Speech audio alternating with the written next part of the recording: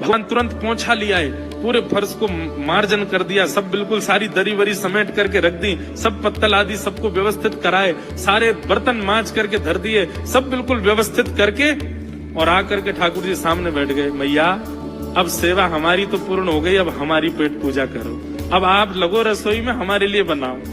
वो तो इतने भाव में आ गए, अरे मेरे लाला मैं अभी बना के लाती हूँ। सुंदर सुंदर सब्जी बनाई, सुंदर रोटी बनाई, सुंदर खीर बनाई, थोड़ी थोड़ी एक एक दोना, दो दोना मान लो सब्जी बनाई, दो दोना खीर बना दी, 10-5 पूड़ी बना दी, ठाकुर जी की बढ़िया थाली लगाई, थाली लगा करके सामने धर दी।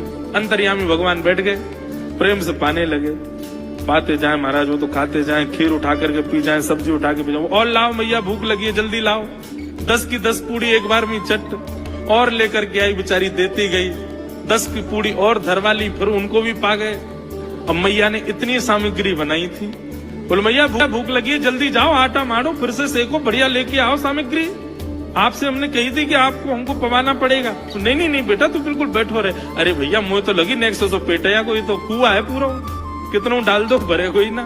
महाराज आटा मारते मारते शाम हो गई, शाम तक ठाकुर जी पाते ही रहे और खूब पेट भर के पाया। महाराज एक आसन पर अखंड 4 घंटा बैठ करके भोजन किया और भोजन करने के बाद ठाकुर जी बोले ठीक है सेठ जी अब आओ, लाओ तेल ले आओ, आपकी नक मालिश कर दूं, आपकी नक सेवा कर दूं, आप थक गए होंगे।